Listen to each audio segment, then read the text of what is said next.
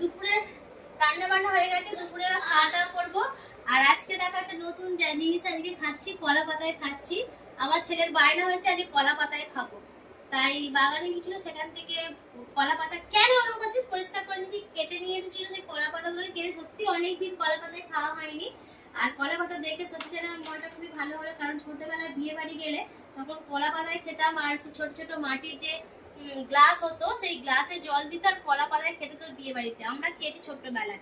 কিন্তু এখন তো আর সেটা হয় না, এখন ফ্যাশন এসে গেছে। যাই হোক, আজকে কলা পাতা নিয়েছে তাই কেটে নিয়েছি, কলা পাতা আজকে খাবো। আমার ছেলে বলেছে কলা পাতাগুলো রেখে দেবে, এইগুলোকে ধুয়ে আবার কালকে খাবো। ভালো বলেছিস। চলো ওই খেতে দিয়ে দিই, দুপুরবেলা রান্না।